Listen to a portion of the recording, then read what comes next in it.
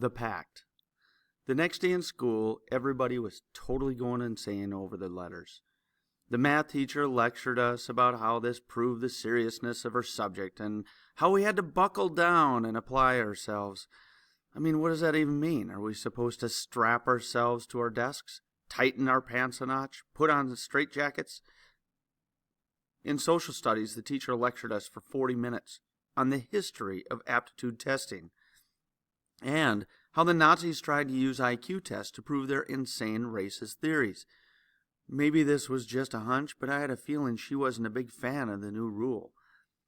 Mr. Lorenzano gave us a whole spiel about how just because science wasn't on the state test, that didn't mean it wasn't an important subject.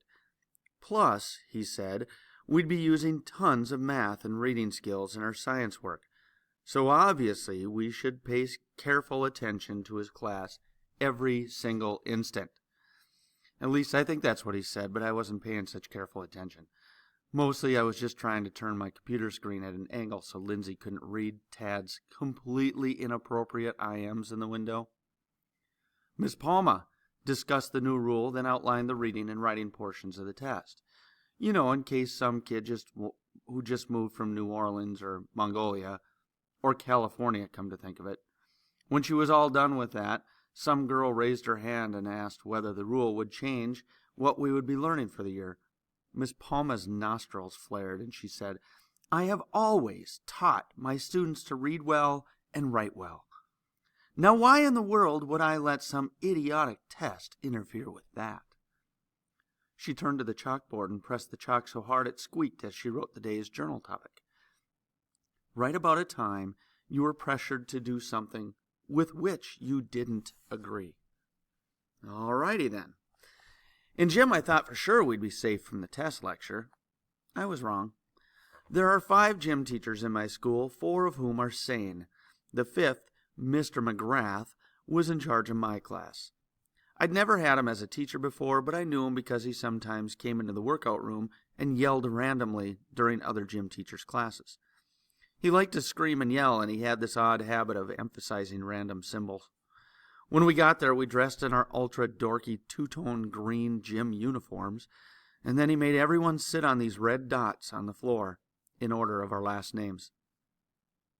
That put me, Jeffrey Alper, right behind Lindsay Abraham. Believe me, I had never before loved the concept of alphabetical order so deeply. Amazingly, despite the fact that I looked very much like an ear of corn in my uniform, Lindsay looked like a stunning supermodel in hers. I could barely stand to look at her, but that didn't stop me. Once everyone was on the right dot, Mr. McGrath shouted at us for about 15 minutes about how all this testing was a bad idea. I was with him there, but then he started in on how all the brain power in the world wasn't as important as staying in shape. It was like he thought we were Marines and he was our drill sergeant. We were all born with 2 things, a body and a brain. The problem is that you all sit in school all day on your big, old, cushy heinies working on the brain part. Then you go home and what do? You sit around some more. And let me tell you, when I was a kid, we didn't have any of this Nintendo, Sega Genesis, PS, Wii stuff. Our 3D game platform was called a park. Our Nintendo virtual reality war game was called hide and seek. And wee was the sound we made when we jumped 15 feet from a tire swing. It seemed to me like maybe Mr. McGrath had taken a couple of headers off that tire swing, but he wasn't done yet. So that's why we will be devoting this year to getting your gigantic, soft posteriors into tip-top condition. We're going to run. And when I say run, I mean run! Lindsay suddenly turned to me and said, Aha! I always wondered what people meant when they said run. I laughed. How could someone with such a perfect neck be so funny, too? Somewhere in the world there had to be an 8th grade girl with no neck who was still told knock-knock jokes and wondered why the world was so cruel. Mr. McGrath was reaching a climax. "We're gonna lift. We're gonna work out. That's what I did every day when I was your age, and that's what earned me the citywide 200-meter running title in 1981 and 1982. That's what earned me my high school nickname, Flash McGrath. And that's what will get you into the best physical condition of your lives. And I know you won't be thanking me now, but you'll be thanking me later, when you get married and your wedding dress doesn't have to be the size of a pup tent to fit over your massive, rounded." "Wow," Lindsay said, "one day I will have to come back and thank him for his touching interest in the shape and well-being of my butt. What do you think?" I thought if Lindsay mentioned her butt again, I'd have a heart attack.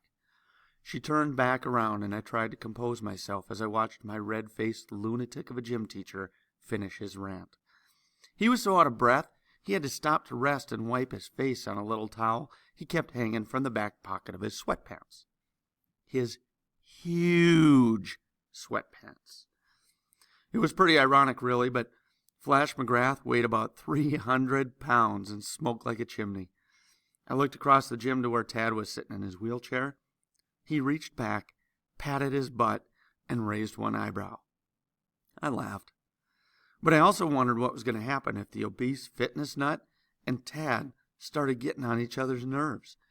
When Tad decided he didn't like a teacher, the results weren't always pretty. Halfway through the period, Mr. McGrath ordered the class to do a bunch of push-ups, sit-ups, and jumping jacks. I mumbled something to Lindsay about having to go somewhere, left my dot, and walked over to the glassed-in side room where they keep the state-of-the-art exercise bikes, treadmills, stair climbers, elliptical machines, and weight training equipment. Normally that stuff is just for the athletic teams, but ever since Tad and I had been put on a physical therapy plan in 6th grade, we got to go in there too. Tad was supposed to walk on the treadmill for a few minutes every day to strengthen his muscles and bones, and I was allowed to use whichever machines I wanted as long as I got my heart rate up. On a usual day, I worked until the sweat poured out while Tad sat in his chair and made wisecracks. I got onto the exercise bike and started pedaling, and Tad popped a wad of gum in his mouth. He began blowing bubbles and chatting with me as though I wasn't in the middle of a workout. "So, D.A., did your parents freak out over the letter?" He calls me D.A. sometimes. The D stands for dumb. "No. Why would they freak?" Because you always totally bomb the state test, and your parents probably want you to make it out of middle school before they croak of old age." "Thanks for the vote of confidence, Tad. It means a lot to me." "No problem. I got your back. Speaking of which, what are we going to do about the test?" "What do you mean?" "We're going to take it. It'll be fine. Plus, it's like 8 months away. Why are we even talking about this now?" "Because I am not going through high school without you. You might be a D.A., but you're my D.A. Dude, it's all good. I'm going to high school. Now will you be quiet and let me work out?" "Fine. I bet Lindsay Abraham will miss you next year, though." I stopped pedaling. "All right, genius. What's the plan?" "Simple. I tutor you." "How's that going to help? You tutor me now half the time." "No, I mean seriously tutor you, hours and hours, one-on-one. It'll be kind of fun hanging out with your pal Tad and doing lots of good old math. But I'm warning you, I'm going to work that chemo-soaked little brain of yours. Think of how much you'll learn. You might be a math tard now, but by April, I'll turn you into a fire-breathing math machine. You'll eat, breathe, and sleep math problems. Buddy, by the time I'm done with you, you'll be a math problem. We're gonna... No. What did you say? No, why bother? I'm never going to pass anyway. What are you talking about, Jeff? You have to pass this thing, man. You have to. Tad has never understood how much I hate math. I guess he's similar to my father that way. It's like they're both fish, and they think I'm a moron because no matter how much they pressure me, I don't suddenly start breathing water.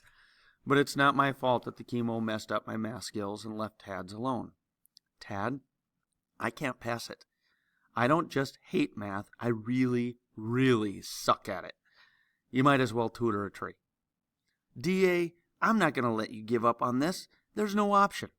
Sure there is. I could just, All right, fine. I don't have to start tutoring you anyway. Your parents can try to get you exempted from the test requirements. Maybe if the school puts it in your 504 plan or something. A 504 plan is what you get if you've got problems that mess with your learning, but your parents or the school don't want to put you on in special ed. Tad calls it sped light. Tad kept talking. It's pretty hard to stop him once he gets going, and he's always going. Why don't you just go home and ask your parents to start working on this? Your mom's a teacher. I bet she knows all the angles. And your dad could. I said no. Tad was so startled he actually rolled backward a step or two. I never stand up to him. He thought for a few seconds. When he spoke again, I could hear the amazement in his voice. Oh, geez. Your parents didn't get the letter, did they? I looked away. Did they? Not so much, I mumbled. Holy cow, D.A., this is bad. This is very bad. What were you thinking? I didn't reply, but that never stops the Tad Meister. Okay, you weren't thinking. No problem then. We'll just go back to Plan A. I couldn't help myself. What the heck is Plan A? Tutoring time. Your parents don't need to know a thing. I buried my head in my hands. You still don't get it. I won't pass this test no matter what you do. It would be like telling you couldn't graduate unless you walk across the stage to get your diploma. It's not tricky. It's not hard. It's not a little problem for you to solve. It is impossible. I could walk across the stage if I wanted to. I just don't want to. Tad, that's not the point. This isn't about you. The point is, Tad wheeled right up next to my bike. He looked pretty mad. It is about me, you stupid little... He stopped and breathed hard for a little while. Look, everyone's always assuming we can't do things. Oh, Thaddeus, you're too sickly to be in gym. But it's okay. You're too weak to use your own damn hand to write.